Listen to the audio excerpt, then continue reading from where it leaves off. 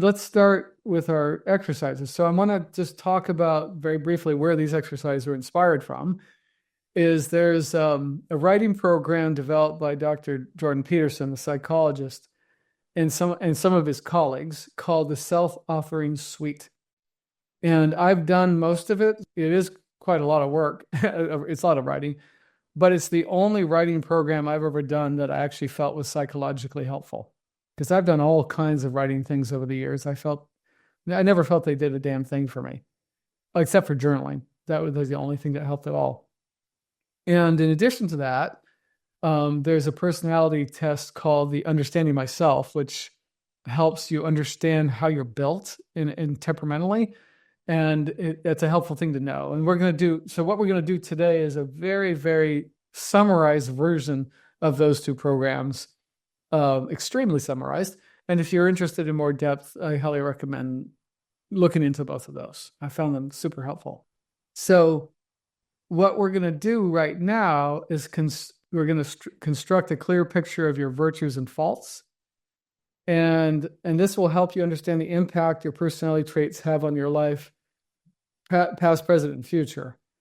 And we're going to use this material. We're going to use this material to build on. We're going to do a little bit more writing than just that, but let's start with that. So before we start, let's see here. Make sure you have your pencil or pen ready.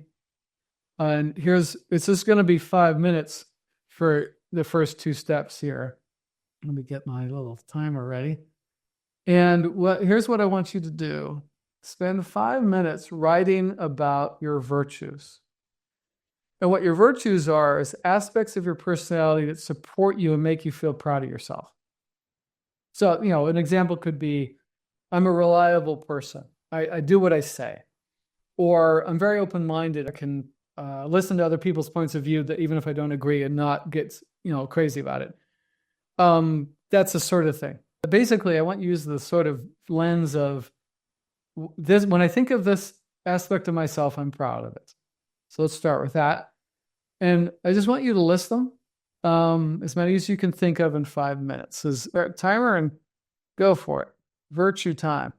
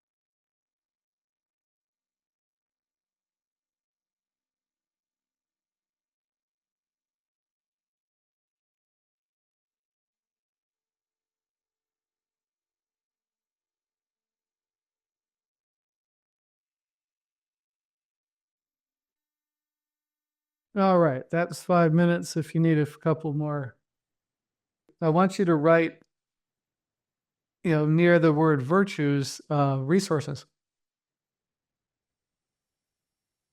Okay. Or you can say strengths too. That would be another word, but resources is a good word.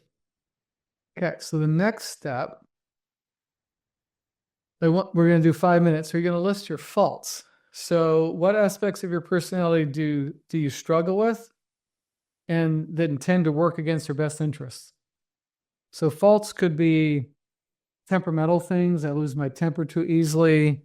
I can't focus for more than 3 minutes. I like chocolate is, I can't stop eating it once I start. I mean, whatever comes to mind. But basically, you want to think about, okay, what are the things I do that I feel bad about? Like, I wish I wasn't that way. I wish I was stronger in that way, or I wish I had more strength in that way, or not. Now, the thing I also want you to consider is that some of your virtues may have a dark side. And you might want to mention that in this if you see that. So, like someone who's super disciplined like me, that's good, but I have a hard time relaxing. So that's the dark side of that. And you know, certain other things are I'm responsible, but to a fault sometimes. So these are the sort of things to keep in mind. So let's go. We're 5 minutes. So on faults.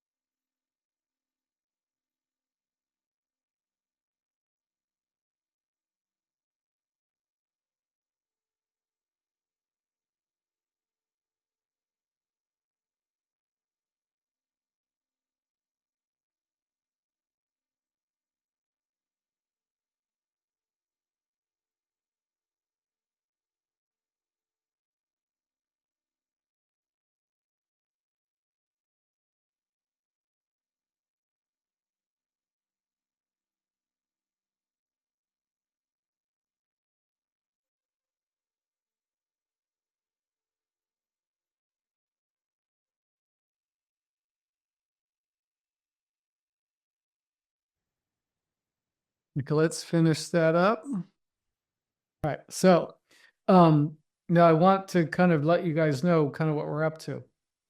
So we talked about myths, legends, and stories, right? Well, every hero has strengths and weaknesses, don't they? So that you're a hero, right? That's we want to turn you into heroes if you're not already. So that's actually part of the story that is very intriguing is that there's no such thing as a hero that is invulnerable, that never is ever challenged. That's not the point, right? That's no hero. It's like a god, but even the gods are flawed, right? So that's what we want to get in touch with is what kind of creator am I? Right? What environments do I do better in than others? What circumstances are more supportive than others? These are important things to know about yourself realistically, because when we embark on our hero's journey, especially for people that have traumatic shocks in their past, one of the things that we have to understand is the reason why we got burned by the dragons in the past is because we didn't have the resources to overcome them. And if we're overcome in the past, and even in the present, sometimes it happens again.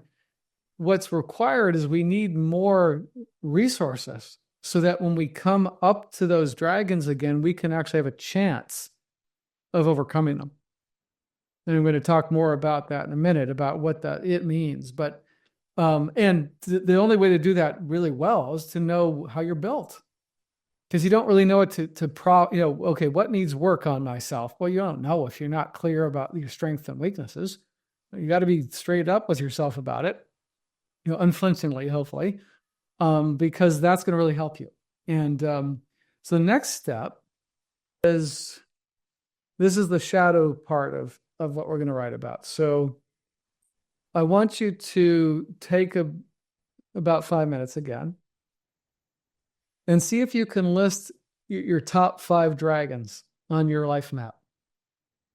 So these are situations, people, whatever, where you were burned. It still hurts when you think about it. I'm going to orient you around this is that typically these are things that you don't like thinking about. It even could be about aspects of yourself too, like, things you hate about yourself. That can be a dragon too. Or, circumstances that you avoid because you're like, yeah, I can't do it. It's never going to happen. Every time I do that, I fail. It's that sort of thing. So, anything that's hard to look directly at is usually a good sign that that's a dragon. So let's kind of uncover some dragons. It'll be another 5 minutes for dragon mapping.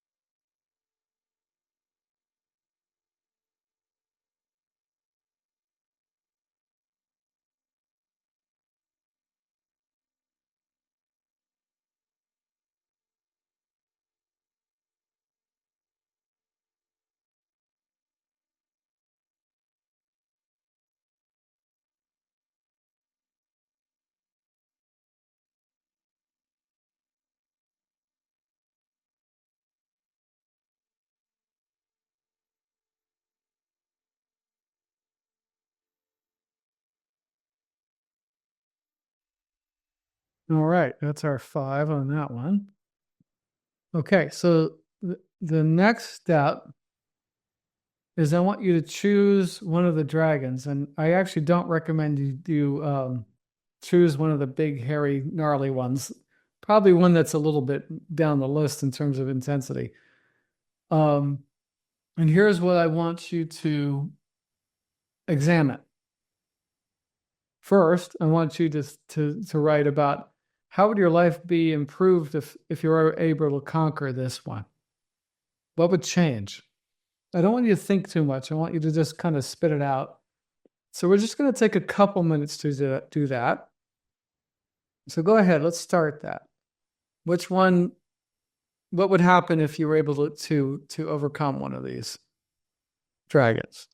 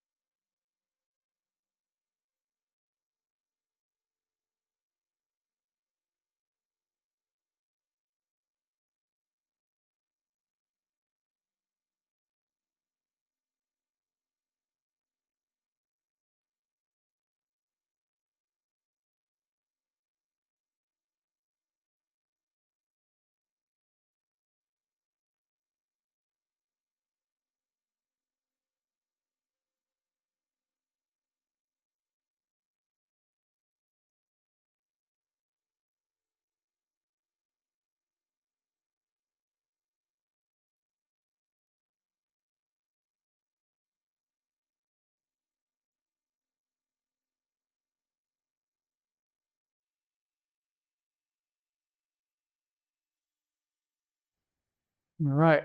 So next, now that you've kind of spit that out, now I want you to write for 2 minutes about which of the virtues that you wrote down, or you could even, have to be written down. You could realize it as you're writing, um, can help you possibly overcoming this fault. Or it could be a potential ally in your desire to slay that dragon and solve that problem. So let's do 2 minutes on that.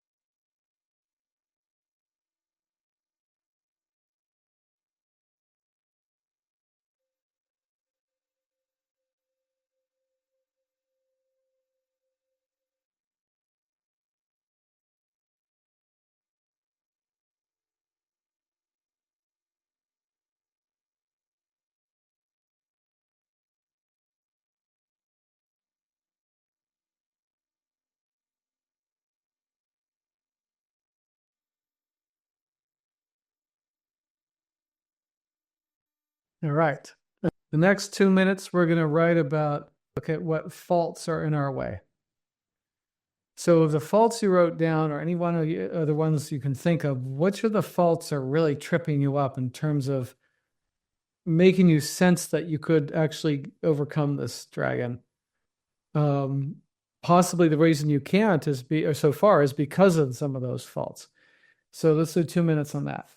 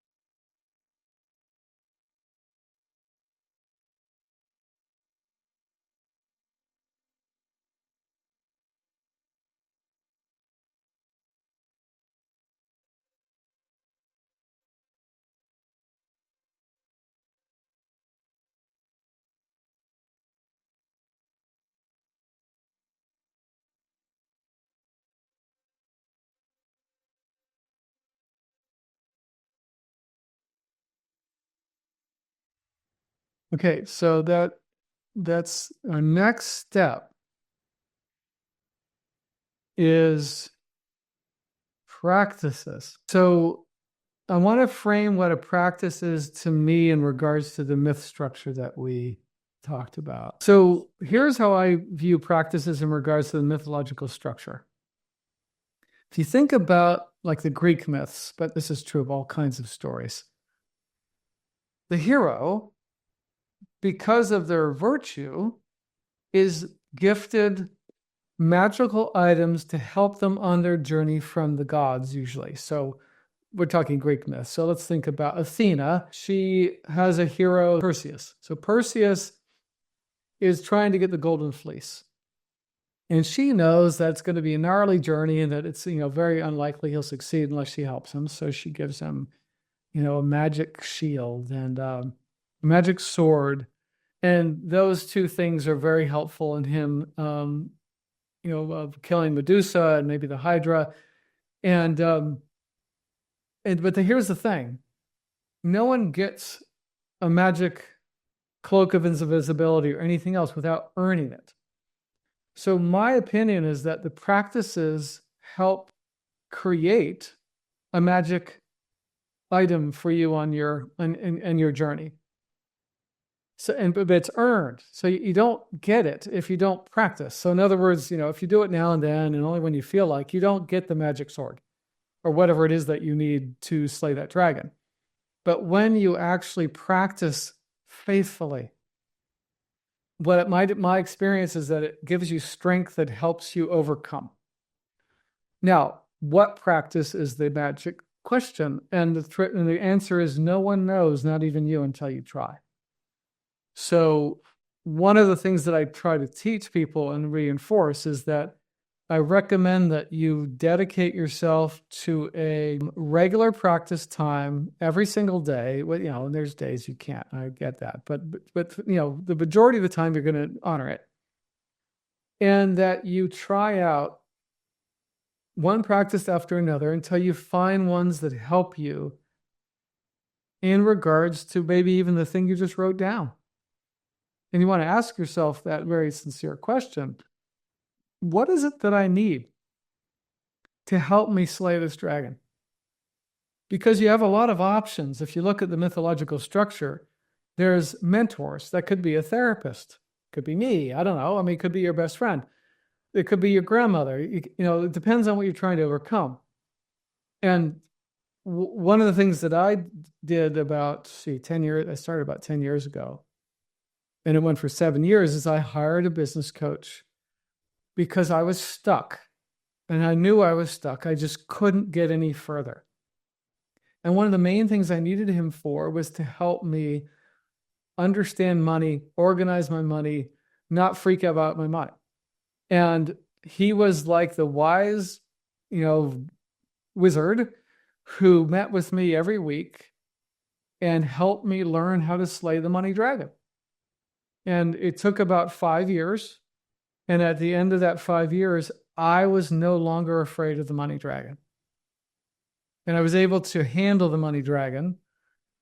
I basically, maybe not slay I actually tamed it. So I was able to face money issues without totally having a spin out spaz attack. But it's only because I actually sought out the right resource. So the practice, so to speak, was finding him and doing what he told me, right? So that was the quote practice. And it was incredibly effective because he was the perfect person to help me. It was amazing.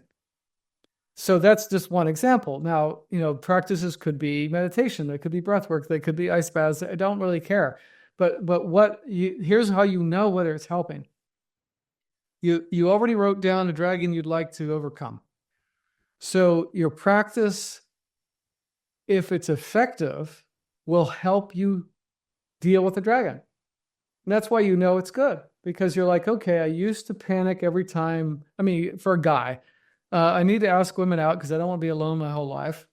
And it used to be that I, be so panicked that I couldn't talk. Well, what could you do to help that be better? Well, maybe, relationship coach. Maybe you wanted, I don't know, do something super social where you have to talk to lots of people. I mean, I really don't know. Or maybe even meditation would help because it'd make you calmer when you go into the act. I don't really care. But what I do know is that there is a need that your nervous system has, that if it has it, it can face the dragon. And so it's your job to sort that out. I can't tell you that. I don't know.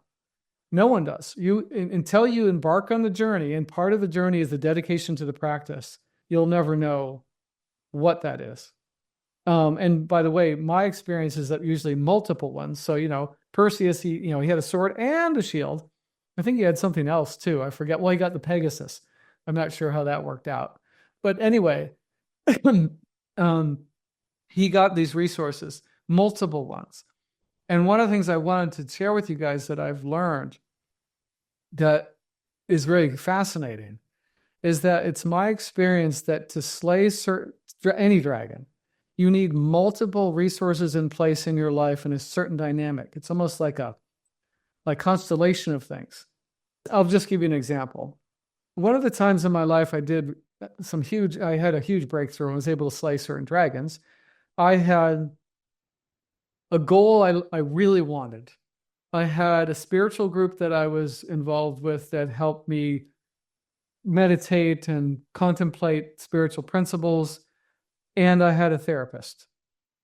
And there was some other things too, actually. There was, I was in a familiar situation that was at the time seemed stable.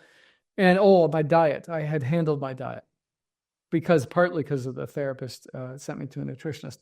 Anyway, in those constellation of elements is what gave me the strength to confront certain major dragons in my life at that point. I was in my early 20s. And I was shocked later when I wanted to keep confronting dragons, but I couldn't because there was too many of those essential elements were not in place anymore. They'd fallen apart. So that was a shocker. Like I thought, well, I'll just always have this strength. And it's like, no, you don't. That's not how it works. Most of us have to have a certain constellation of resources in place to help us slay the dragons.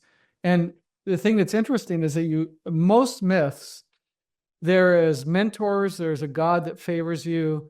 There's companions, right? There's all these different elements that help you on your journey, that I think all of us need, so that, don't think that you can do it on your own. That's a terrible thing to think. It's absolute lie. It's one of the things that I had to understand in my studies and my personal experience, is this whole absolutely worn out trope in the West that you should be able to do it on your own is absolute garbage. It's not true at all. And it's not true at all. I mean, there are moments you have to do that, but that's not true. We all need people. We all need certain resources, and our temperament, this is part of why we wrote about it, will tell you some of that too. That's something to keep in mind. So now what I want you guys to do is just your best guess. What practices and other resources do you need to slay this dragon? Take a best guess. And let's do, 2-minute real quick. Let's write that out.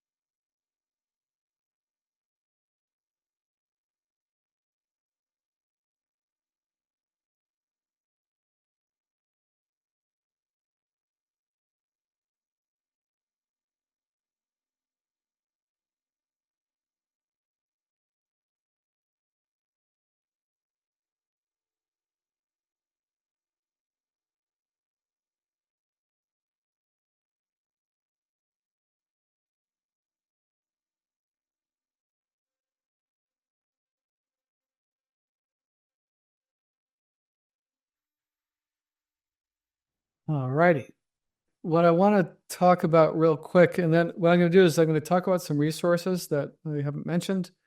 And then I want to share how I've used some of those resources in my own journey. One of the things that I want to encourage you guys to understand is that if you have, a dragon that you have not been able to overcome, it can be pretty damn daunting. And sometimes it's just, you can't think it through. You need something different than that, something more embodied. So that's one reason I've mentioned the writing programs, but that's a little bit more intellectual, but I do think it's more like what we just did. But there's other things and what that have to do with the arts. So I want to encourage you guys to think about resources that would include the arts. If you're not very artistic, maybe that doesn't work for you. But if you're artistic at all, you consider some sort of artistic expression as a way of sorting this out for yourself, in addition to the writing. So yeah, I've done this myself a lot, where I've said, remembering resources and sketching it out on a sketch pad, just a image that reminds me of it, or happy memories, or difficult memories. I mean, all these things I was able to draw out. The other things you can think about is something like scrapbooking, painting. Maybe you want to join a theater troupe and do Shakespeare, or maybe dance. All of those things, or music. That's another, singing, playing an instrument, being in a band where you're singing things very passionately. There are times for people that actually solves it better than anything else, because it's an embodied acting out of a storyline. And again, what I want to say, talk about stories and myths, is that the shock in your system, that's the dragon, is something that was not sorted out in your nervous system. And sometimes the best way to actually sort it out is to act it out through play, which is what the dance, the theater, and even the paintings and all that can be. And sometimes that's enough. It depends on what it is, because some things you actually can't go back and do. Like it's internal, like it's this internal pattern of suffering. Excuse me. And so I want to open that up as a potential. If you found this content helpful, please like and subscribe. You can look forward to more videos about how to overcome chronic illness and chronic pain.